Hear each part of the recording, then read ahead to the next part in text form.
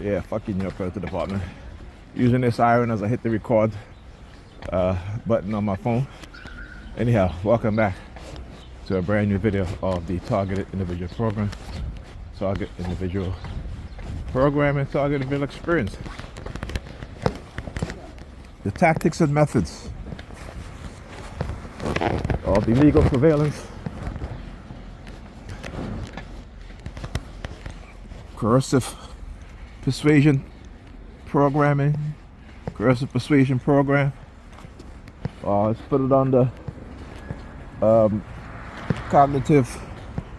neurocognitive warfare, and the umbrella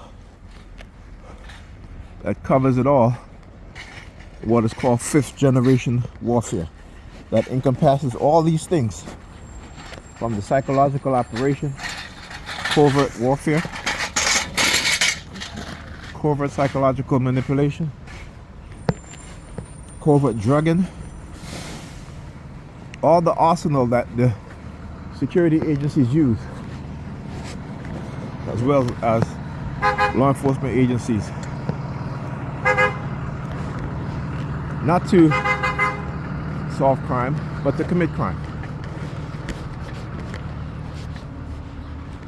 for control, to manipulate people. Right? I was a video popped up on my YouTube. Hold on, I gotta close my other phone because it's hanging out my pocket, and again, I don't want them to try to pickpocket me like they did with my other my mail. Again, mail theft, right? These people, they don't care. A mail theft is a serious offense. It's a federal offense. They don't care. They do it anyway because, you know, they got those within the federal government who are participating in these things, who are controlling these groups. They are controlling these groups. All right? And like I said, and they have to try to make you just like them.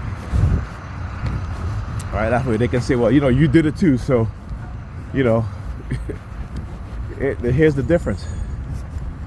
When a member of the public does something, yeah, when something is wrong, yes. But members of the police department, federal police department, law enforcement, upper law enforcement, security agencies, Department of Defense, all these things, these people are in a very special and unique position in which they should know better. All right? They should know better. So you can always excuse the public, members of the public, based off of ignorance. But when you have those who are in those positions,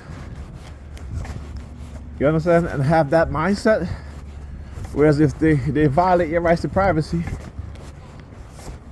and if you're a targeted woman, female, you go into your husband's phone because you're looking for, you think he's targeting you, or if you're a TI male, you go into your wife's phone and go front because you think that they're targeting you. That's the difference.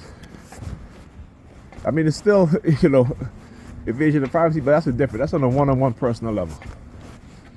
Right? But what they do within the federal government is so outrageous and egregious.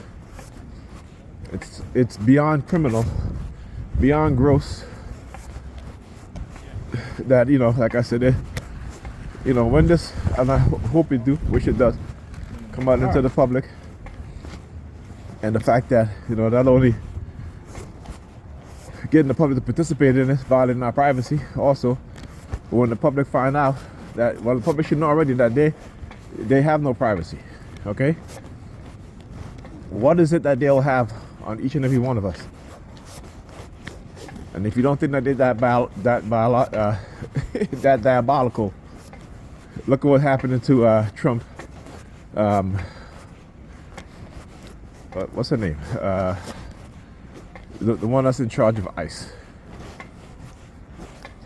There's been a report that that they have something on her, that she might be in fact a foreign asset, a double agent. Okay, so I'm telling you, man, the system for what it is and what we're seeing, as Alda says, you know, the lunatics, she said, the crazies are out, and the lunatics are the ones running the asylum. Okay? And I always laugh when she said that, because she's absolutely right. These people have no moral compass. They lie, they deceive, they manipulate, and even get in the public to down to the most basic level. People within the society engaging in the same tactics and methods. Why? Because again, when you have cult leaders who behave a certain way, those who they lead will behave the exact same way. It all starts with leadership at the top. Whether in the churches, whether you're in the government agencies, whether you're in a corporation, right? Whether you're in academia, leadership and good leadership is very important. And so they don't want good leadership. Not particularly in the black community, they don't want good black leaders. Let any black person do good. I want good for black people and see what happens. Right? So when they attack us like this, you know, next generations of young people, young black men and women, don't want to be good leaders. Right? But they have to understand that that's part of the plan. That's part of the manipulation. It's to get you to not want to be a good leader. To get you not to want to be a leader, period. You know, Dr. Amos Wilson talks about the lack of black leadership, right? And black identity being attacked. Right? And we fall for it every time. Why? Because they remove the leaders. You know, the next generation of young people are supposed to be the leaders in our community. It ain't happening.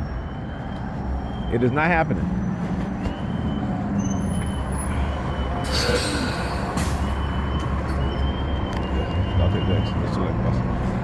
And the reason why it's not happening, because those of us who are older, right, when we were younger, the generation before us failed to teach us what needed to be taught. When you grew up in a society in which the majority of your people are religious, they have no concept, no knowledge of anything except for they claim the Bible, which don't even have knowledge of that. Right? When you have people other than us developing biological weapons to attack us, this is shit we don't think about. Right? We don't think about these things. And you look at the amount of black men exonerated from being falsely accused and imprisoned. The vast majority of those exonerated from crime that they didn't commit are black men. All black men. Now, why you stop all the way up there? It means I gotta walk all the way over here, bro? Come on. Alright. Somebody behind me. How you doing? Yeah, this is Sunday. The bus is empty today. What's going on? Everybody staying in their home, huh?